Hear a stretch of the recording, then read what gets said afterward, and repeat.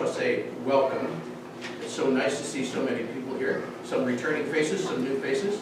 It's really, this is one of the highlights of our year.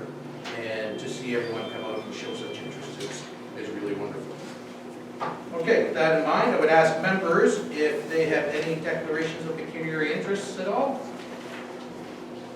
Seeing none. It's my pleasure to welcome you to KCCA's annual general meeting. A warm welcome and expression of gratitude to our many partners and supporters in the room today. All important to our success and the concerted effort to make our local watershed a healthier, happier, and greener place to work and play. Thank you. I would like to take a moment and introduce the members who are present today. So I'll ask you to stand when I call your name. Dennis Krebitz, Municipality of Central Elgin.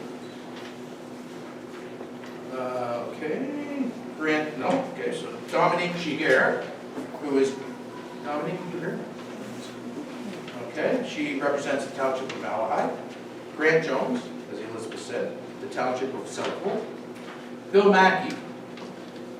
Bill represents the City of London. Elizabeth Pelosa also represents the City of London. Joe Preston, the City of St. Thomas. Linda Stevenson, who is, I don't see Linda here, also represents the City of St. Thomas. Steve Peters is the City of St. Thomas alternate. Allison Warwick, who is on her way driving across her municipality right now, as a matter of fact. She'll be here shortly. She's from Town Center. And Ralph Winfield, who is also from the City of London. Today we pause, 2 months into a fresh new decade full of promise, poised to embrace change, to look back on a challenging year. And if I could sum up 2019 in one word, it would be water. Water is a powerful resource. The hope that you have the right amount, at the right time, and of the right quality. In 2019, we had too much water at the wrong time, and the programs and services that CAs have developed in partnership with our municipalities in the province to ensure the quality of our water, to mitigate against flooding and erosion, continue to be evaluated for their effectiveness. Normally, the watershed receives about 76 millimeters of rain in a month. In the first 2 weeks of May, the watershed received 100 millimeters of rain, completely saturating the ground, water ponded in our campgrounds, on sites and on roads, making it impossible for Lake Whitaker and Dalewood to open its doors on May 1st, and cost us the premier camping weekend of the year, Victoria Day long weekend. Financially, the wet spring cost the authority approximately $30,000 to $40,000 in self-generated revenues. Lake Erie itself was at an all-time high for most of 2019, reaching a record-breaking 175.19 meters above chart datum on June 22nd, 2019. At this height, Port Stanley and the Lake Erie shoreline areas were at a higher risk of flooding due to storm surge. Our port community and shoreline fared far better than others in the western portion of the Lake Erie Basin. But it was nevertheless a trying time for marina owners and residents of Port Stanley, who often saw water levels fluctuate by 5 to 12 centimeters over the course of a day, depending on wind speed and direction.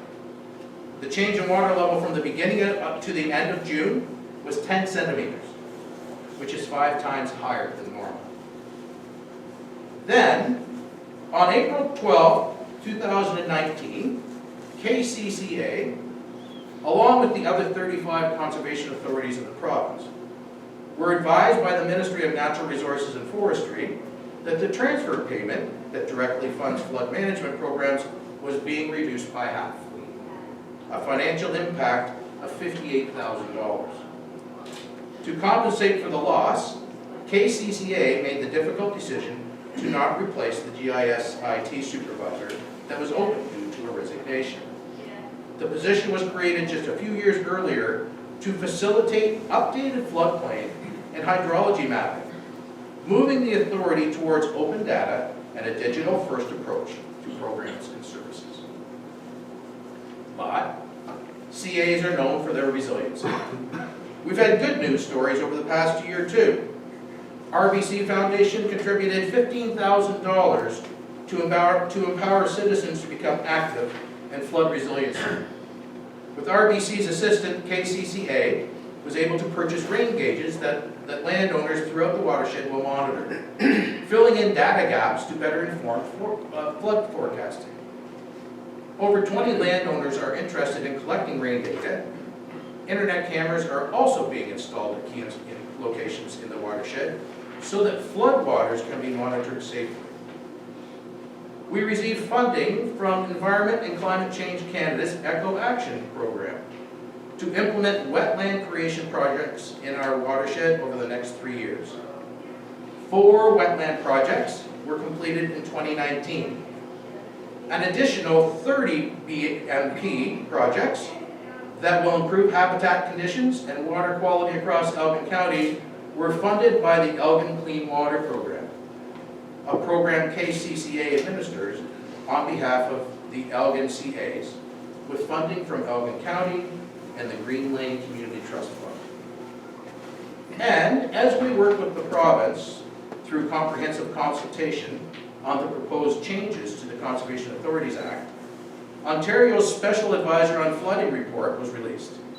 It concluded that the development of the modern floodplain policy in Ontario, the watershed approach, the Conservation Authority model, and the flood standards have been extremely effective at reducing risks.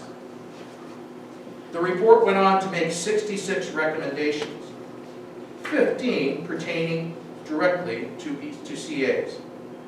The report advocates that the province should work to update technical guides to support CAs in their delegated provincial responsibilities. It promotes that all levels of government work with Essex and Lower Thames Valley Conservation Authorities to undertake strategies to address the impacts of flood and erosion hazards on Lake Erie. And finally, it highlighted CA's integrated watershed management approach to flooding, that the province should support CAs and municipalities to create natural green infrastructure like wetlands and forests. And on that point, we have truly come full circle. Because in KCCA's 1967 conservation report, excuse me, the report that outlined the authority's purpose, it was recognized that even though CAs were brought into being because of flooding, all were aware of the necessity to carry out supplementary measures such as reforestation, proper woodlot management, and prevention of pollution and recreation.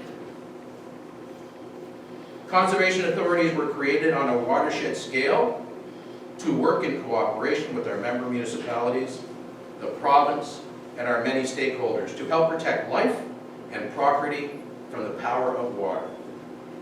By respecting it enough to care about how it can be protected, I'm proud to be part of that vision and look forward to a new decade of conservation. Thank you.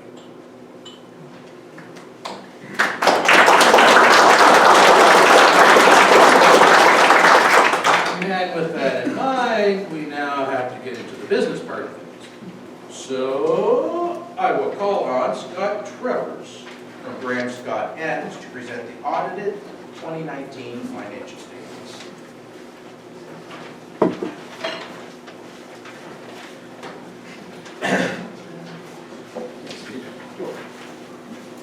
Okay. What do we have up here? So I'll just say that these are excerpts of the financial statements. Okay, on the website, I believe they'll be disclosed there on the website, okay? And these were discussed with the board last Wednesday, September the 12th, so this is be kind of a brief, very brief overview on order for that to be approved here. We have the auditor's report there. 3 to 6. 3, 4, 5, 6. That's okay. That's okay. You'll find this on the authority website. It's just the auditor's report that I was going to go over, which is really what we are providing is our service, okay? So I'll just read you the opinion that's on there. I'll briefly overview that.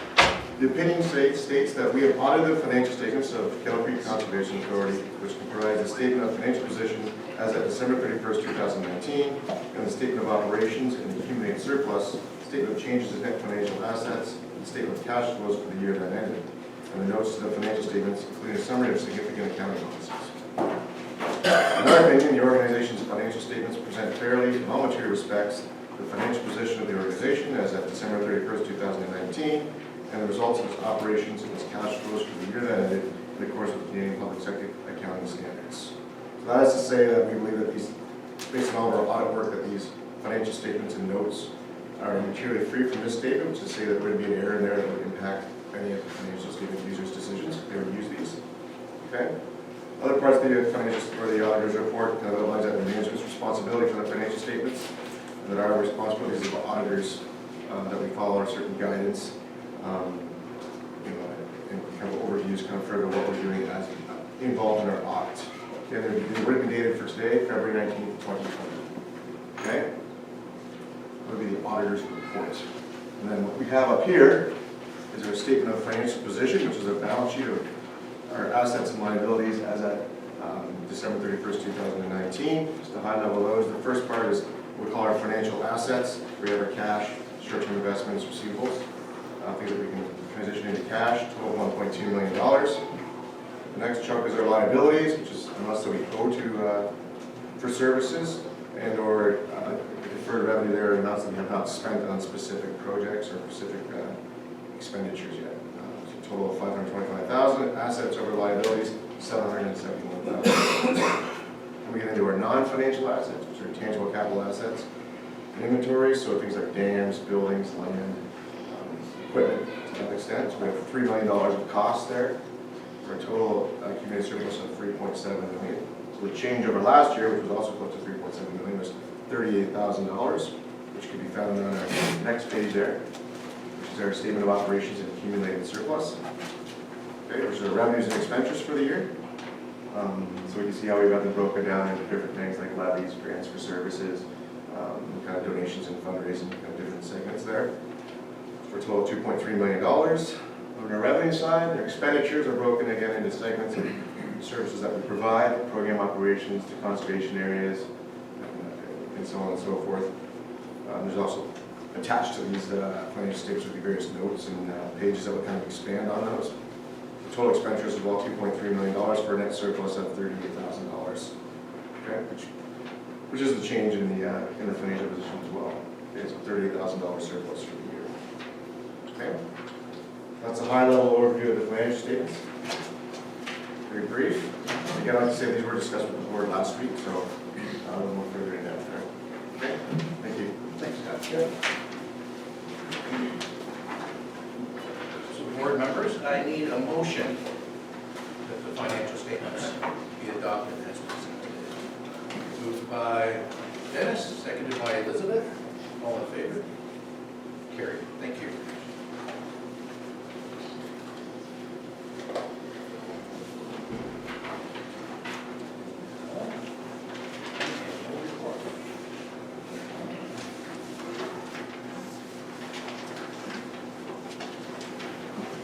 Mr. Chair, it's my pleasure on behalf of staff to present to the board the 2019 annual report. I would like to draw the board's attention to initiatives undertaken in 2019 to showcase the accomplishments and progress achieved by the authority. KCCA worked with the municipality of Central Elgin, Elgin Stewardship Council, Ducks Unlimited, and the St. Thomas Field Naturalist Club to restore two of the decommissioned lagoons at the Port Stanley sewage lagoons into wetland habitat. The site is among the best-known spots in Elgin County to view birds due to the significant habitat provided by the lagoons in proximity to Lake Erie. Adjacent lands will be planted into tall grass prairie and native trees and shrubs in 2020. In total, 30 acres will be restored. In 2019, the Kettle Creek Environmental Youth Corps continued for a second year. 13 local high school students were recruited to gain experience in the environmental field.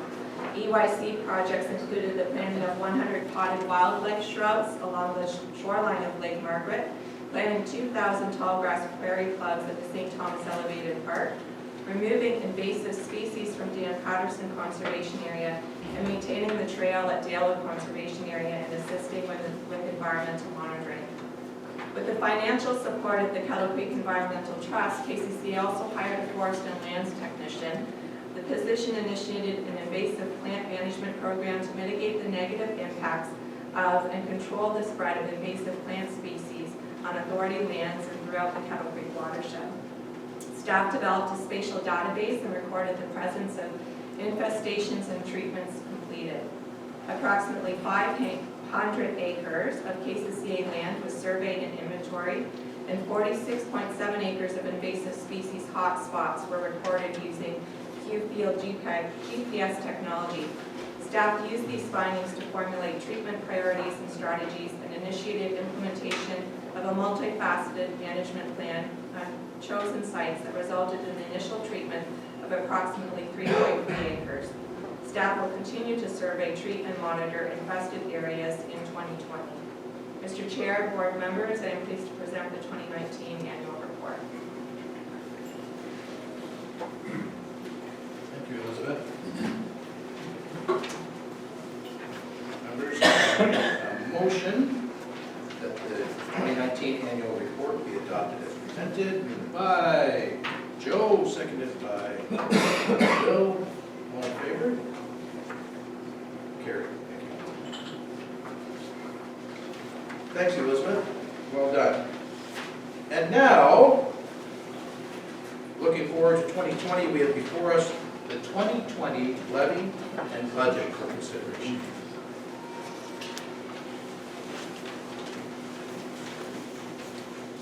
We get that up here. Good. So we need to have a motion then? Yeah, Mr. Chair, if I could just read the motion now for members. To provide conformity with legislation and regulations governing approval of Conservation Authority levies, the proposed year 2020 levy and apportionment for KCCA was circulated by registered mail to member municipalities on November 21st, 2019, in order to provide a minimum 30-day notice to budget and levy approval on February 19th, 2020. There is a 3% average levy increase over 2019 levels, or $29,318. A recorded vote will be taken, with each member responding either for or against the motion. The motion carries or is lost according to the total of weighted votes assigned to each board member.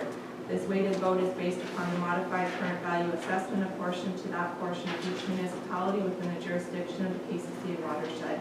The 2020 levy and budget approved by the board will be circulated by registered mail to participating municipalities on February 20th, 2020. Who have not satisfied may appeal to the Mining and Lands Commissioner by March 31st, 2020. Thereafter, no appeals are allowed, and the year 2020 budget and levy will be final. So the motion before you that I'm asking you to consider is that the 2020 budget of the Kettle Creek Conservation Authority be approved as presented, that the member municipalities be assessed for payment, and that each member municipality's share of the 2020 general levy be calculated using modified current value assessment. Mover and seconder. Mover for the budget, Ralph Whitfield. Seconded by Allison Warwick.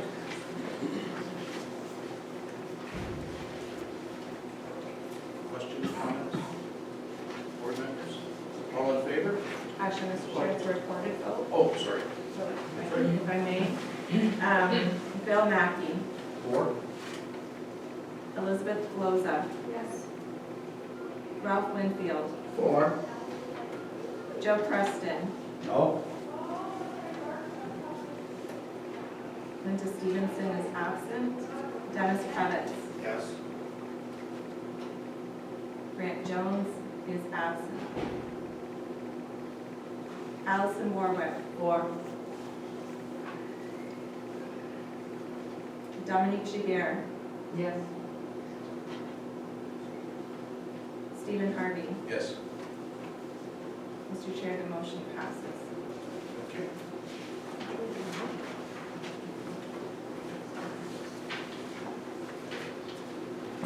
That in mind comes the good stuff, the important stuff.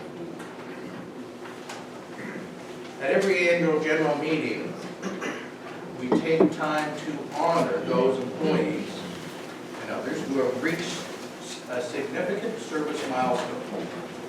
Today, we have one staff member to recognize. Rob Lindsay, could you come up to the front, please? Oh, there he is, okay.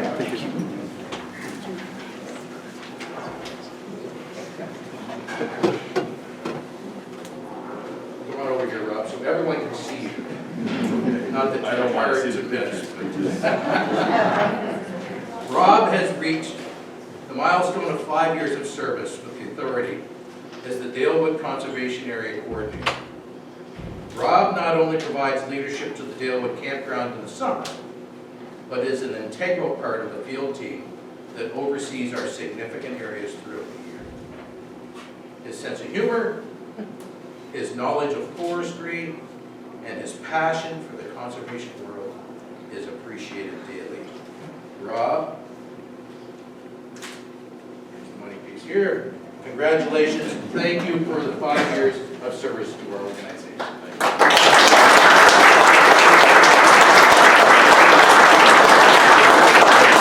Now, Elizabeth has some.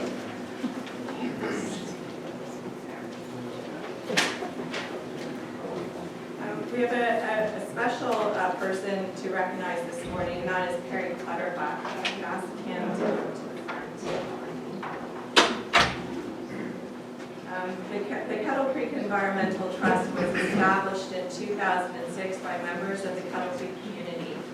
We wanted to ensure that money raised locally for environmental efforts remained local. And Perry Clutterbuck was the driving force behind that vision.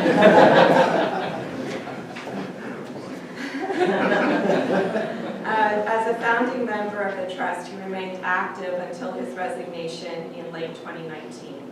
And the trust wanted to honor Perry publicly, despite maybe him not wanting to be recognized publicly. And the trust thought that it would be a good idea to do it in front of you all today. Perry's roots in this community and his achievements are far greater than I can sum up in this presentation. Perry has a quiet, reassuring presence that I greatly admire. As a farmer and a landowner, I know he respects his land. Perry may have to correct me, but I believe his involvement with the authority began in or around 1987. 86. Well, I dropped up this picture from 1987. That's the closest I can do, Perry. And Perry is highlighted in the back row there. He also served as chairman of the authority from 92 to 93. Perry can look at that behind you as well. there you are, front and center, with some other notables that are in the audience today. Too. You can kick them out if you want to. I won't pick them out for you. Perry's commitment to improving the environment led to the creation of the trust. The trust began with a small endowment of just $10,000, but Perry leaves the trust with over $321,000 in assets. And as you can see from our earlier reports, the trust has been invaluable in getting some programs and services up and running at the authority independent of municipal levy. To them, we are grateful. So it is my honor on behalf of the Kettle Creek Environmental Trust to thank Perry for your years of contribution to bettering our local environment and your leadership locally. Thank you. Thank you.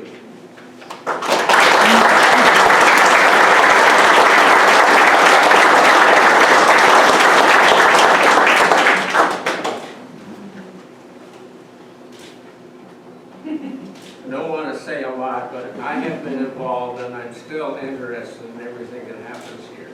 And I'm quite happy to see what this conservation authority, even though I've only been on the trust, I haven't been involved in the authority itself for the last several years. Things are moving forward.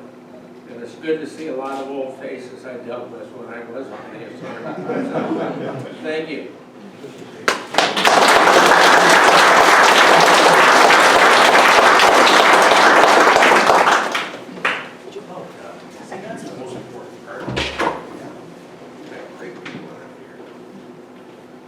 Speaking of great people, this year's guest speaker is Peter Zuzek, a world-renowned coastal geomorphologist.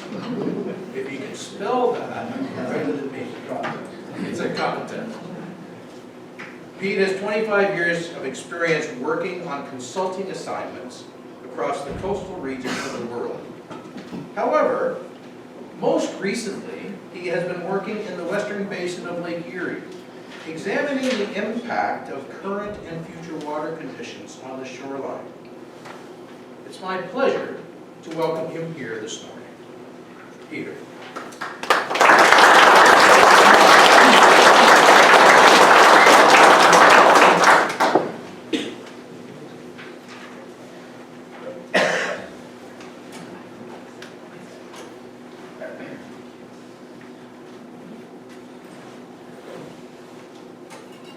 Okay, thank you very much for the introduction. Probably a little too generous, definitely too generous, but very happy to be here. Obviously, we worked in this community a few years back, and it's a pleasure to be invited back here to talk to you about the work we're doing in Lake Erie. We're going to focus in the Chatham-Kent area to the west of here, and talk about an ongoing study that's wrapping up shortly, and highlight some of the work we've been doing on the hazards of risk assessments, but also how we've been working to integrate the impacts of climate change into this work. And I think I want to first just say a couple quick things in that the community has just been fantastic to work with. A lot of collaboration across all levels of government, municipality, conservation authority, as well as all the stakeholders. But I also want to highlight that there are some very, very serious issues in this municipality, and we're working hard with everyone to try to solve some of these problems. So this overall investigation started with some support, pretty significant support from Natural Resources Canada, and then a whole bunch of matching funding from the municipality of Chatham-Kent, Lower Thames Conservation Authority, other municipalities across Ontario. We had a large steering committee with all levels of government involved. And as I said, the community themselves really stepped up. They came to a total of 9 different public meetings for a year and a half. Really engaged in very wonderful work. And what I'll start with is, and do a fairly quick overview, but really hit the highlights here of what have we learned with respect to the impacts of climate change on the lakes, and particularly Lake Erie.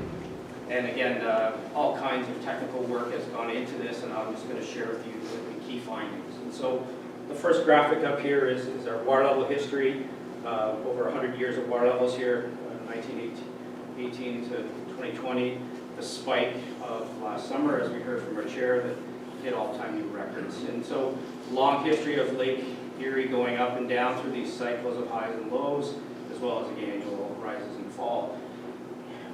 What we've always focused on, and what we've been guided to in the various provincial documents, provincial policy statements, for example, and technical guides, is to look at this historical record and put brackets around it, do statistical analysis and say, how can we characterize these historical levels?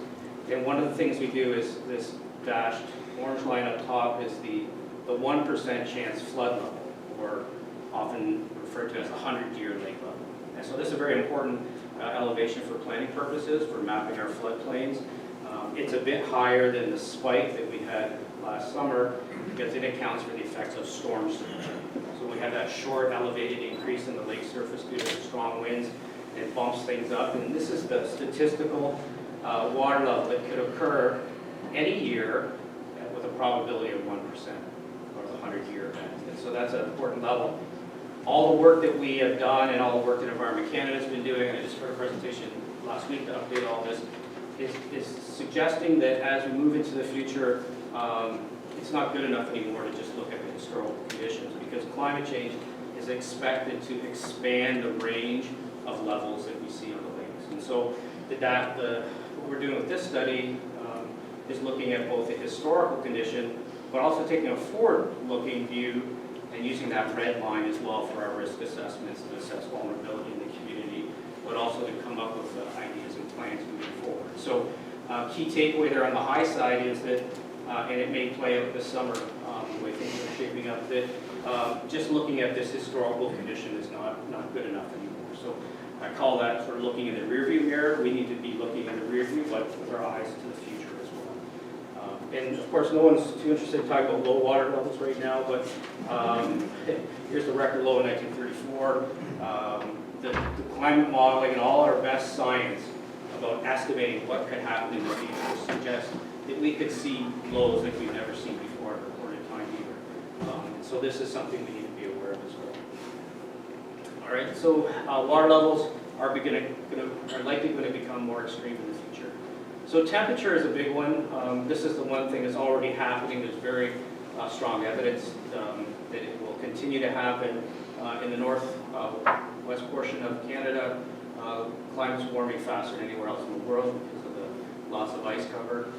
If we look to the far right there, this is the forecast for the winter conditions. This is sort of a late century estimate. Southwestern Ontario down here expected to be 6 to 8 degrees warmer in the wintertime. All right, so that means, in a nutshell, no more ice. And so this is one of the key findings. We're showing this very graphically here on the bottom, but this is Lake Erie covered in ice, almost completely covered. It's an interesting satellite image of it half covered on the US side. This is where we're trending. Right? This has already been recorded in the measurements. There can be lots of variability year to year, but where we're headed with 6 to 8 degrees of warming in the wintertime is Lake Erie that doesn't have ice. And there's been a lot of people talking about that for a while. We had a chance to actually investigate what that means, and that's what the next couple slides show you. So this is a graphic of Lake Erie. This is the output from a numerical model to predict wave heights. So in these colors are wave heights across the lake surface. This is a storm event coming out of the southwest of the Ohio Valley. Winds are blowing southwest towards Long Point. And the color ramps are showing the estimated wave heights and how those wave heights grow for this very large storm here. Historical storm, December 10th, 2009. So we get 4 meters of waves in the center portion of the basin, all the way over to the eastern side, and then sheltering, of course, behind Long Point. We've used models like this to look at the impacts of an ice-free Lake Erie. And so as we plan for these communities like Chatham-Kent and the rest of Lake Erie, and thinking about the future, it's not good enough to just say, well, we had ice in the past, we're going to have ice in the future. It's imperative now to start to look to the future and say, what does it mean when we have no ice, if we have no ice on Lake Erie in the future? I guess as a bit of an anecdote, when I started consulting 25 plus years ago, we would consider the lakes frozen from mid-December to the end of February. We wouldn't even consider those. They weren't even part of the analysis. You'd throw them out the window because the lakes were always frozen. So now we've come full circle and we're throwing ice out the window. So this next graph takes a little bit to set up, but very important technical findings. So we had data from 2000 to 2013. So we ran those numerical models to simulate wave heights across the entire lake surface. And so we have wave heights on an hourly basis over a 13-year period. And then we reran that estimate with the future scenario for the RCP 8.5 emission scenario, so the high emission scenario due to climate change, late century conditions, so the best estimates of what our climate, winds, and storms will be like in the future. And we removed all the ice off the lake. So we made the assumption there's no longer ice cover on Lake Erie for this late century estimate, to put a fence post up there and say, well, what does that mean and how bad could it get? And what the graphic is showing you is a heat map of the difference in the energy generated on the lake. So if we start in the lower left, in the shallow western basin, and this is the winter time, red, 120% here. Take away all the ice on the western basin of Lake Erie, the amount of energy generated by storms in the winter increases by 120%, which is an enormous increase in the amount of energy. The shallow portion of the lake freezes quite often. Take away all that energy, and now the protection that you would have had historically from the ice cover is all gone, and you have flood and erosion events all year round. Moving to Chatham-Kent, around the Rondo Peninsula, a little bit less, but still a pretty significant increase, 70 to 80% increase in the amount of energy generated by storms in the winter that actually has the potential to make it to these shorelines and cause flooding and erosion problems. So we're up here in the central portion today, 50–60%. So this is probably the most important finding of the whole study on the technical side with respect to the climate work. But what it's telling us is that essentially all these problems we're faced now with flooding and erosion, the erosion rates, the impacts on property, maintenance of shoreline protection structures, all those challenges are going to become more challenging in the future. And this has been described as a bit of depressing talk, so I'll try to be happy and deliver this rather depressing information. But I think the key takeaway is we need to know this information. Right? We've assumed in the past with our regulatory approaches developed by the province that we can predict the future and that our climate is stationary and we can make land use decisions accordingly. And what we know now is that we can't do that anymore. So we need a new way to do business. All right, so this is Erie Shore Drive down in Chatham. This was a summer storm this past August. To give you a sense of what the high water impacts are like. And this storm event didn't even feature waves with a 1-year return period on it. So pretty serious conditions here. I'll show you a graphic in a second that just shows you how deep it is now in front of the shoreline. Okay, move on. So what I'm going to go through next with the Chatham-Kent study here is to show you how we look at vulnerability to erosion and flooding and how we're factoring in not only historical conditions, but putting that extra lens on this and saying, well, what do we expect this to be like in the future due to the impacts of climate change? All right, and so, and I can't touch on everything, but some key spots where we have some very serious vulnerabilities. And so this is the community of Erio navigation channel here in Toronto Bay. This is a 1955 image, so it sort of shows better here. This is when Erio still had a coal terminal here, changed quite a bit now. These structures went in at about 1850, the jetties, and prior to that, this was essentially a series of wayward islands. But ever since they put these jetties in, the beach has been growing, and it's the same as it is down in Port Stanley. So in 1955, a progression of an advancement of sand being trapped on the west side of the west jetty because the sediment's moving off the bluffs towards the east here. And that's been a great thing for the beach here, as it is in Port Stanley, for example. But it's come at the demise of the tip of Rondeau Provincial Park, which is this portion of the image here. So if we go back to the oldest map we could find, 1868, this is where Rondeau Provincial Park was back then. At one point they tried to fortify the eroding beach with this little structure here, and then these yellow lines are the more recent conditions. This is the survey from 2018. This whole area breached last summer. Essentially this is all open to the lake now. We've lost on the east side of the jetties 650 meters of shoreline in 150 meters. So shoreline was here, now it's back here. We have this enormous offset here because of the sediments being trapped here. We're losing our wetlands, coastal wetlands in this area, exposure to the fuel docks here. And another key impact though is that the village of Shrewsbury, which is up in here in the bay, is on a low development floodplain, essentially, a low-lying community. It was not designed to have lakeways propagating through its gap. So there's some real concerns there. And this next one really sort of highlights it a bit more. This is the modern photo, reasonably modern because things have changed a lot. This is 2015. This barrier is where it was in 2015. It's breached here now. It looks like this, sort of a wash over terrace. There's not much left there, not a single tree. Now the waves from Lake Erie come right through here, hit the fuel dock, hit the shipping, the fishing fleet, etc. So some real problems here because as many people know, these engineering structures, these jetties, are supposed to attach to things. So they don't work well when they're just floating out in space here. Okay, and here's a shot of the fuel dock, and these are pretty typical of a lot of places across the Great Lakes this past summer. Fuel dock is underwater, the boat launch is underwater. This is a breakwater. It's supposed to protect the fishing fleet from waves, and it's almost submerged, and this is that gap I was talking about. So now the lakeways can come right through this gap and impact the fishing fleet and other things. All right, so that's one of the big problem areas. The other one, Erie Shore Drive. So we show you that little video animation. Just to set this up, the Burke Drain is back here. So this was once part of the marsh itself. The wetlands were drained in the early 1900s. Built a dike along here. Eventually the dike became a road, and then the development followed. But all this land that's blue back here is below lake level.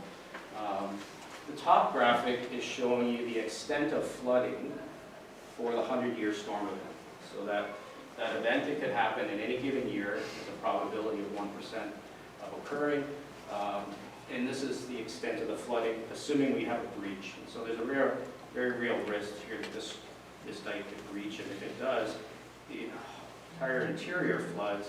But you also see the amount of flood impacts along these properties. This area is here where we have sheet flow. We have water that actually comes over those seawalls, flows across these backyards, over the road. You can see some damage to the backside of the dike here. So a very precarious position. The structural integrity of this dike is in serious question right now. Of course, there's also environmental issues. All the septic systems are all a failure when you have water on top of them like this. And then we have the risk of, maybe most importantly, people and people's lives because of living on this road. If you look at the bottom image, this is that forward-looking part. Say, well, what happens to this community under these climate change scenarios if they all play out? And you can see that at the bottom, hopefully you can see, the entire peninsula, this ridge or this dike, the entire surface is covered by water during the 100-year event. So it doesn't even take waves anymore. Water's going to flow right over across the dike and cause tremendous problems. So very high vulnerability, very low resilience to coastal hazards.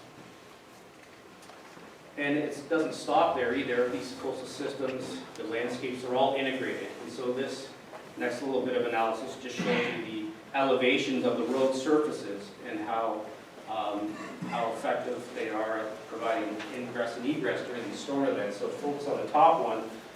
So this is the community of Erio. There's only one way to get in and out of that community by vehicle, and that's along Erio Road here. During that 100-year flood scenario, if this dike breaches, there's over 1 meter of water across portions of this road, which means that emergency services are completely cut off to this community. There's no way in and out if that dike breaches. And so that's a major problem. If someone has a heart attack and you go to a hospital, they can't get out unless they go like over. And if you fast forward to the climate change, again, another 0.5 meter water level, it's over 2.5 kilometers of this road that is also built on a dike that's completely inaccessible for vehicle traffic. So we again have another major vulnerability in this community with respect to these flood scenarios, and it's going to get worse. It's a sobering message, unfortunately. All right, so how do we look at flooding? We built this property parcel database where we had property boundaries by the dash lines there. We have primary and secondary buildings there, the P's and the S's. And we look at the amount of buildings that could be inundated by these flood scenarios. So if the blue water touches your building, you potentially be flooded, and if it's dry, no impacts. And so these are some of the, looking at some of the impacted areas. Erie Shore Drive, I just mentioned, for the 100-year scenario, historical 100-year scenario, 150 buildings affected by that flood with potential for $18 million in damages. The community of Erie on the backside, very vulnerable as well. Shrewsbury in the bay itself, quite vulnerable. I don't have a graphic on this one, but this is a really interesting area, Rondo Bay Estates. Very little vulnerability. It's a newer community. All of it was built following the regulations by the CAs. So just a tip of the hat to the work that the CAs do. New community, new development. All the homes are flood-proofed accordingly, and it has very high resilience to flooding because they were built out of the flood. All right, roads. I'm sure we've heard a lot about roads, road closures. This is a serious issue as well in the community. The yellow line is an estimate of where the top of the bank would be. So the bank here, if you can see the face of the bank, the bluffs as we have here throughout Elgin. Where was that going to be in 50 years? What's our best estimate? And I should mention that that position of the yellow line, and it's thick for a reason because there's some uncertainty in it, is based on the historical erosion rates. And so, again, putting that lens of what does climate change mean?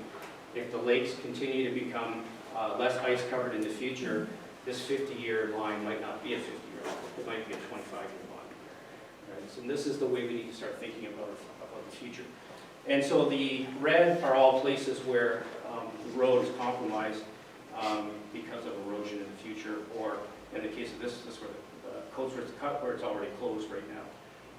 There's 12 places like this, almost 6 kilometers of shoreline where the road is completely impassable under these erosion scenarios. And so that's a huge problem for the community. These major east-west arteries are either closed now or potentially be closed in the future. And then there's the real estate. So we've been a long-standing policy, approach, plan, et cetera, to build estate lots south of Highway 3 or Talbot Trail here. You can see them in the images up here. What are these people doing? How do you stop these bluffs from eroding? So that's also part of the vulnerability assessment. And so this is just a schematic of that with the houses blocked out on purpose here. So we have, a road, we have these parcels of land, we have the lake out here, we have the toe of the bluff, the top of the bluff. And then we're looking at where is that line going to be in 50 years or sooner because of climate change, and how many of the buildings are potentially impacted. And we break out primary and secondary buildings, areas that would be impacted versus ones that are not. And so here are the results, and broken into 3 geographic areas. Wheatley Provincial Park is in this area here. Pretty heavily developed, densely developed area. On the order of 140 houses, a little bit less than 20 million in property value that's at risk due to this continued erosion. The middle section is the Talbot Trail area. There's 30 kilometers here where Talbot Trail is essentially at the bluff crest. 300 buildings, primary and secondary buildings impacted by erosion in 50 years or less, with assessed value of $4 million. And then this area, a lot less, no highway right on the bluff edge, and less development, more rural, no sort of shoestring development along the bluff crest, and there the damages are much lower. Okay, so that's a quick overview of some of the vulnerability work, and what I want to do next, and this is the real meat and potatoes of it, is what do you do? And how have we worked with the community in partnership with them to develop evaluation criteria, to develop concepts and ideas working at a community scale to deal with some of these enormous problems that we're facing in this community. And so we broke up the study area into regions. So we have the high bluff environments on the east and west of Rondo. We have region 2, which is Erie Shore Drive and Erie Beach. And then we have this low-lying communities around the Bay itself.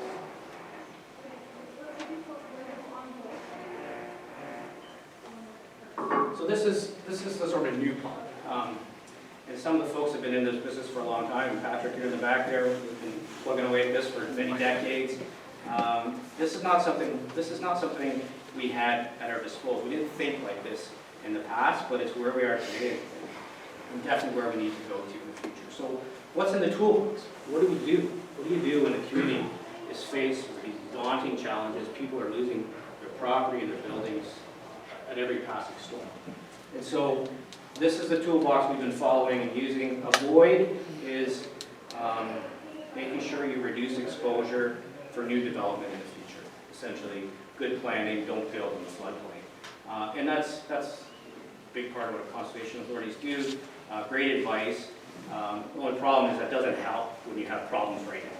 So with the legacy development, the places that are at risk right now, you can't, you're already there. So good strategy, but not helping in the critical areas right now. Accommodate is another idea that's gaining momentum. And this is really looking at adaptive strategies that it can allow for continued occupation of an area, but making a change in some way. What can you do to reduce the risk profile if you live in a floodplain or a low-lying area susceptible to wave damages, for example? And then retreat, the third one there, this is something that definitely wasn't on the table decades ago, but this is a strategic decision to withdraw or relocate public and private assets exposed to coastal hazards. And so when the potential damages get so great that you can't afford to mitigate, sometimes the only option left, or the right decision, is to move back. And this is something we definitely didn't talk about even 10 years ago. And this is something also that's really evolved out of the world dealing with the sea level rise impacts, but becoming more prevalent here in the Great Lakes. And I'll show you some examples there. And then protect. And this is really, historically, this is what we did. We just thought we'd armor, protect everything, because that's what we thought we should do. And that is still a very viable option in many cases, and there'll be places where you have public drinking water supply systems, port infrastructure, where that's definitely still the right approach and something that needs to be done to protect our communities. All right, so, well, before some examples. The other thing we've been spending a lot of time thinking about, and of course other people as well, is this term transformation or transformative adaptation. And this, the whole sort of adaptation lingo, is when things get so bad, as they are in some places in Chatham and others throughout the Great Lakes, including on the U.S. side, it's time to really rethink our coastal areas. We need to really rethink how we live in these areas, how we use them. We need to think about restructuring, the path shifting, multi-scale, multi-components, co-benefits. We need to be innovative. We need to really move outside our comfort zone to think about new ideas. And so there's some places where the risks become so high, the cost of protecting are so high, that we have to start turning to this type of thinking. All right, so just a couple examples. Avoid. So this is some mapping that we're working on in Lake Ontario. These are our regulatory limits for a dynamic beach environment. The dashed orange line being the sort of landward portion. In theory, no more development in this dynamic beach area because it's a portable place. It needs to be dynamic. It changes ecosystem benefits. Just stay away from the dashed line areas. Right? So that's avoid. Accommodate. The simplest example is raising building foundations. So if you live in a flood-prone place and your basement gets wet, or your crawl space gets wet, or your main floor gets wet, you can start to elevate the grades around, or you can elevate the buildings. This doesn't work everywhere. These are just ideas to get us thinking about these different concepts. There's an example here from Long Point. I'm sure some know this area well. But again, a building on piles here. It's elevated. More so something that's done in the south with the hurricane issues, but again, the accommodate strategy. And then there's protect, and I can show you lots of pictures of walls and rock structures, sea walls, etc. This is an example from Presque State Park in Lake Erie on the U.S. side. In the state of Pennsylvania, this is the Presque Sandspit. It's sort of a smaller version of Long Point. The mainland is here. This is looking to the north. So a progressive sandspit here has been growing over time. These bridges, very similar to the tip of Long Point. A lot of erosion problems. It's also really the only major public swimming beach in the state of Pennsylvania on Lake Erie. So it's a very important place for the state, for the community. So a very bold effort to go out and build these offshore breakwaters by the U.S. Army Corps, 55 offshore breakwaters, and they continually are nourishing this beach over time. They used to put 176,000 cubic yards per year. When they put the rock structures in, they were able to reduce that volume down to 38,000 cubic yards. So this is and you can see some of the sand being placed here with the offshore breakwaters. This is a long-term, forever commitment, but when things get really bad, sometimes, and there's a public and government interest, we can do these types of projects. They just take a forever commitment on maintenance, and they take a very large capital investment. But there can be some neat things done. And working with nature, using the ability of nature to move the sediment along the shoreline and nourish the beaches. All right, and then retreat. Some would say maybe a dirty four-letter word. I'm going to suggest that this is going to become a much more common, already is, part of our repertoire. And this is a really neat example in Chatham, Kent, where the property person woke up in the morning, bluff had failed, and the home was about ready to go into the lake. There was a standing provincial program at the time, which is amazing. We don't have those kind of things anymore, where the person could apply for emergency funding, and they got the money to move the house. and this is where it sits today, back from the bluff. So that home was moved back. It was a unique situation. It was a long, deep lot. They picked up the house, moved it away, and guarantee that this was a small fraction of the cost of what it would have been to try to armor this eroding bluff if you would try. So this is an important part of our toolbox now, this concept of moving back and retreating in a strategic way to deal with these risks. All right, and so on to what we did in Chatham Canada. And I should say that all these slides, we can make them available if you like. They're on the web already through a website called Let's Talk Chatham Kent. A whole bunch of generic options that we developed, and they're lettered here to C to E, new shore protection, build good shore protection if you're going to do it, raising elevations around buildings where there are problems, and then relocating buildings. Again, not something we talked about in the past. I guarantee we'll talk a lot more about this in the future. And it can be done. It's not desirable, it's not easy. Change is never easy, but sometimes that's the right decision. All right, and so what about the Talbot Trail? So the province used to own Talbot Trail, it was called Highway 3, and then they graciously gave it to the municipality. Now they own 30 kilometers of Talbot Trail that is on the edge of the bluff. The whole study area is 40 kilometers where we have these high bluff environments. And so if we want to kind of take that old thinking of protect, well, we have to protect what we have to hold the line, we cannot let this bluff erode anymore. How do you do that and account for climate change? You end up with a cross-section like this. And so this is an eroding bluff area that's been regraded in a very, very large structure built here that's dug into the bottom of the lake, has a very high crest elevation. There's slope stability measures here, groundwater drainage, to stabilize that bluff so that it doesn't erode for a long time. And in theory, you can design this, and in theory, I guess you could try to get permits for it. The cost to do this, so that protect concept, we're holding the line, we're not moving the road, we're not moving any houses, 600 to 900 million. The annual road budget for municipalities is about $2 million. So 600 to 900 million. The value of the buildings at risk was somewhere in the order of 60 million.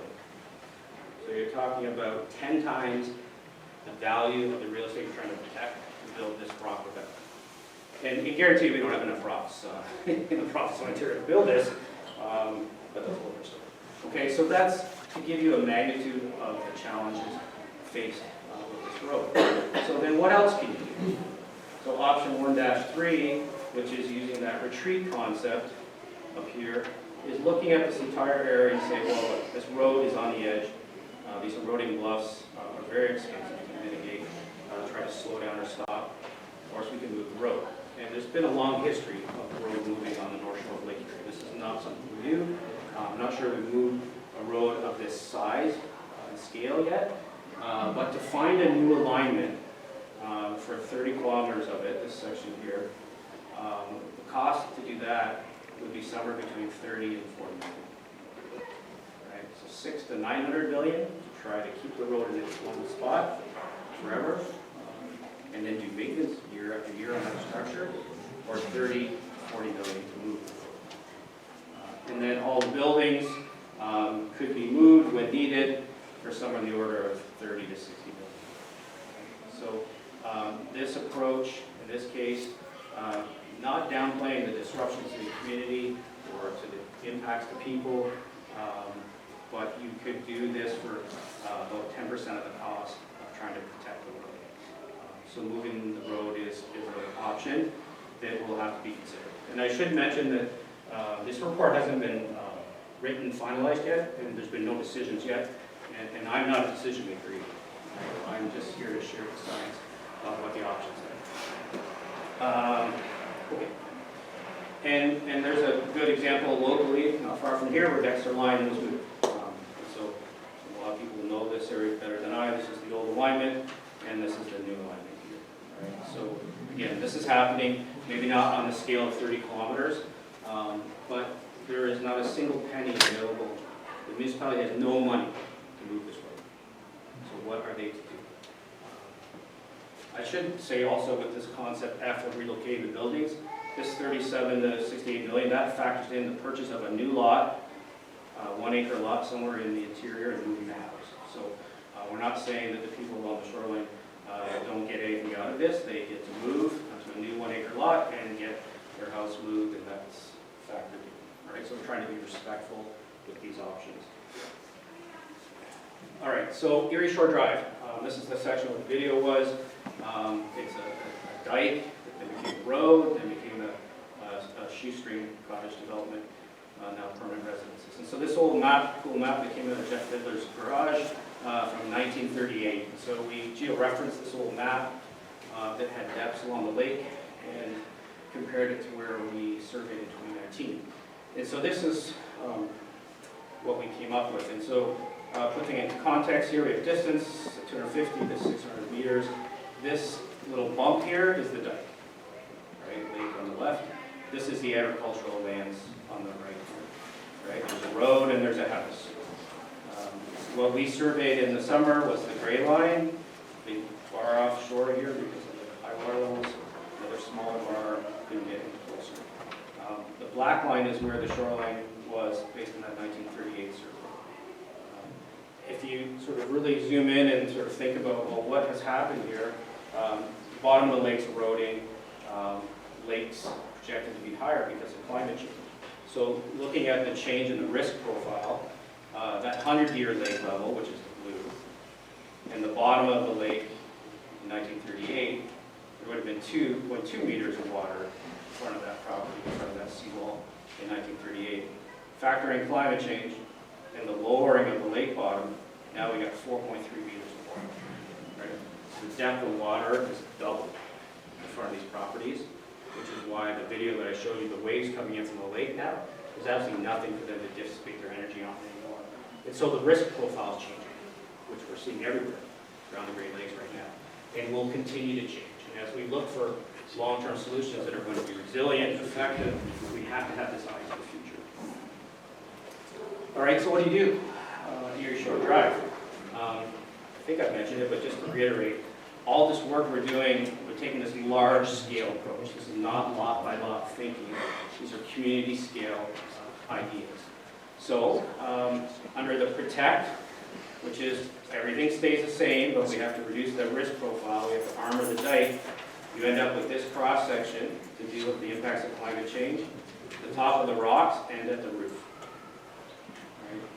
And that is $47 to $70 million because of the depths of water in front of this structure. Works out to $300,000 to $400,000 per property to deal with the current high water levels, overtopping climate change, etc. So a very, very costly endeavor. Then you could have a respectful property buyout scenario, which we don't currently have in the province or at the federal level right now, but they exist in the U.S. and elsewhere. If we did, the properties could be purchased to reduce risk. The reality is, though, you still have all this agricultural land, and the dike still needs to be protected. Right? So this dike, take all the houses out, the people on the lake are the ones fighting the biggest battle right now. If they leave, someone still has to pay to fix the dike.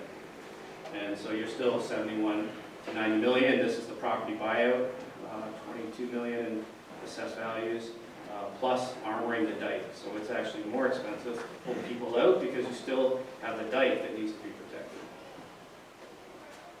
And then this next one is what I mentioned earlier on that spectrum of transformative adaptation. This is rethinking these communities, reimagining what you can do about dealing with the risk, dealing with the problems, making places safe again. So under this scenario, this goal being fine-tuned a bit, the properties along the lake are purchased, but their people are given new lots along a new road here on the agricultural drain. So this would be Erie Shore Drive 2.0. Everybody gets a half-acre lot, and they now look out over this meadow and this beautiful marsh, and they're safe from flood hazards. We haven't factored this in yet, But we think we could sell a whole bunch of really expensive estate lots back here and generate more money and pay for this too. Essentially what this is using nature to increase resilience, right? And this is a huge buzzword now, especially in the federal government. Not so much provincially yet. Globally at the UN scale, everyone's talking about working with nature, living shoreline, reducing risk with nature. And this is an example where you permanently remove the risk of flooding here, you protect this road for ingress and egress, and you get to create a 700-acre wetland habitat project. You respectfully move people to a new location where they're safe, above your flood level, and a lot of benefits all around. But it's still a very costly endeavor, 57 to 70 million. But if we can generate some more revenue up here, maybe we can make that number go up. Right? So this is an idea. It won't be palatable for everybody, but it gives you an idea of the kind of thinking that we want to do with these studies. And I think the kind of thinking that communities across the Great Lakes are going to have to continue to do in the future to deal with the magnitude of some of these risks. Okay, a couple more and I'm done, and then we'll take some questions.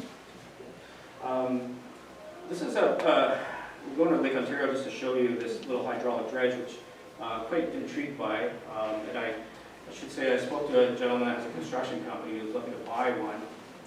But it's a little hydraulic dredge they use in Coburg. They have sedimentation problems at the entrance to their navigation channel. This is the front of it, this is the back. Essentially like a snowblower in the front. So the hydraulic dredge goes down to the bottom, go 22 feet down, digs up all the sand in the water, and then they pump it, so they dig it out of their sedimentation area, put it in this pipe, pump it back to the beach, this is East Beach, and they've built this enormous, beautiful, fine sand beach here on the east side of Coburg.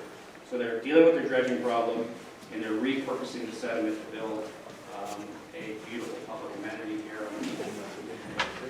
All right, and so, as I just mentioned, there's a gentleman that owns a construction company who's seriously thinking about buying one of these. I think there's enormous chances to do some of this kind of stuff on the North Shore of Lake Erie. So I mentioned this navigation channel and the eroding part of the provincial park, which is a major, major problem. You know, waves coming in through here, sedimentation. This whole feature is going to plug this up one day. So this is a two-part solution to this problem and multi-dimensional. And so the first thing that would happen under this concept, 4.3, is that this east jetty that's floating out nowhere needs to be reconnected to this peninsula. Right? So that we need to build a rock breakwater here, close this gap, so that the sand you really want to build the beach ends up on the beach and not in the navigation channel. And then we dig up the backside here with a hydraulic dredge and further enhance the beach in this area. This solves a whole bunch of problems with the navigation channel, sedimentation, the marina, the fuel dock, the fishing fleet, and it makes sure that new sediment that comes around the park naturally ends up in a beach and is used to build resilience, not sedimentation problems. So that's the first part. The second part is the rest of the barrier, which I showed just quickly, but this essentially is non-existent now, which is a huge problem, this barrier. It would include a rock core. You can sort of, this is an example on Lake Ontario where a rock structure at the back, covered up in a blanket with vegetation, native species, and put the beach back out in front. And so the idea here was that you would continue to build off phase one here, and then you build this rock structure at the back, and fill it up with sand that you dig out of the beach on the west side. So this sand's rightful place is over here. This beach is wider than it needs to be. So use your hydraulic dredge, dig it up, pump it across, and rebuild the beach here. To increase the resilience of that barrier system, to continue to shelter the coastal wetlands, you could do all kinds of amazing restoration ideas back behind it, and protect the communities of the bay.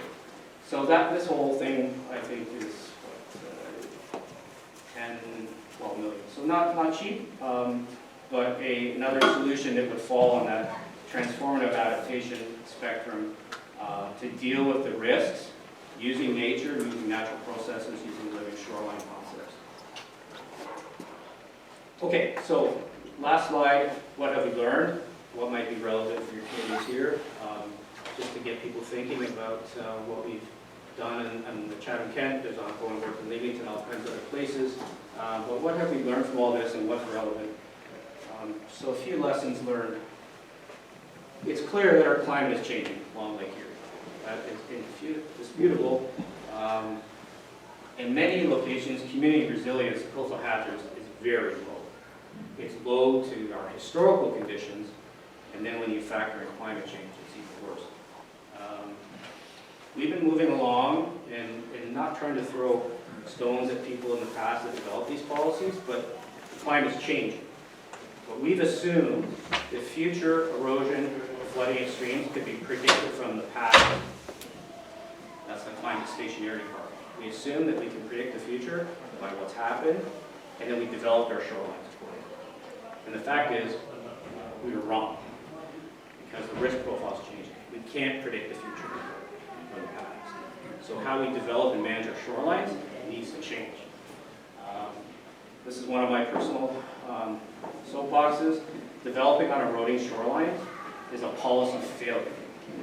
And I don't say that to be mean-spirited to the people that developed these policies 30, 40 years ago, but without a doubt, and it's showing up everywhere across the Great Lakes, we build on top of eroding bluffs. It's just a complete failure of a policy, and we need to stop doing that. In our most vulnerable areas, the solutions are unaffordable. And you saw the cost of all these things, $70 million. How many municipalities, London, St. Thomas, guys got $70 million sitting around doing wetland restoration? No. Chatham-Kent, again, road maintenance budget is $2 million. They need at least 60 to move the Talbot Trail. What are they supposed to do? All right, so we can't afford the problems of great. We must learn from our mistakes and avoid making more of them in the future. All right, an analogy I like to use here is smoking on airplanes. Who remembers that? Sort of age. Who's been on a plane where people smoke? A few people. Come on, be honest. A few gray tops in the back there that don't have their hands up, but I know. I remember it barely. You could smoke on airplanes. There was a smoking and a non-smoking section. For the younger people in the audience, you're thinking, are you crazy? Yeah. I think the smoking was at the front. We have to learn. We have to be a learned, science-based, knowledge-based community, and we have to make sure we don't make mistakes in the future. And then lastly, municipalities and conservation authorities that embrace climate change and plan for uncertainty and a certain future have the ability to enhance community resilience and reduce the economic burden for future generations. So I think my parting thought is, and I know there's great relationships here in this CA, that the conservation authorities and municipalities can't wait for the province to come in and help or even give guidance, in my opinion. You need to take leadership yourselves and plan for this kind of stuff so that you don't end up with these problems you can't afford to fix in the future. So with that, I'll say thank you for coming and happy to take any questions.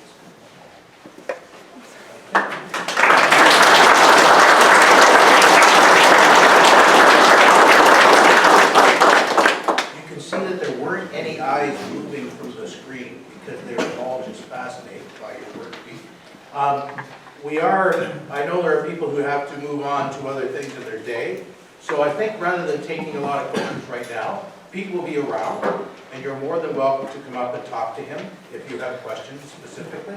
I would just like to say, like I'm just mesmerized by how you have found this information and the fact that we really need to take a look at what we're doing and how we're doing it to make sure that we don't repeat the mistakes that we've made in the past. And at the same time, respect the fact that we have specialized people like yourself who can give us really, truly, significantly concrete information to help us guide our decisions. I think that's very, very important. So Pete, on behalf of everyone here this morning, I would like to say thank you for your expertise and your communication and all of that information that you gave us. We're all still sitting here absorbing it, going, oh my goodness, what does that mean? Right? So anyways, thank you, Pete, very much. Thank you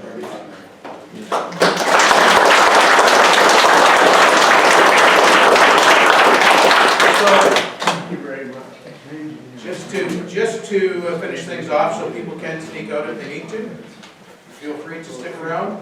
I would like to say thank you to Riggs Engineering and to Graham Scott Enns for sponsoring our meeting today. And we have a whole bunch of refreshments back there that are just consumed. So don't leave hungry. Okay? Anyways, once again, Pete, thank you very much. Elizabeth, thank you very much for your expertise and your leadership. It really is, this is reflective of the work that you and your staff do. And I just want to say thank you to all of the community people who are here today. That makes a big difference when we see so many smiling faces here to find out what we do and how we're doing it. So thank you very much for coming today. I hope you enjoyed it. I hope it was worthwhile.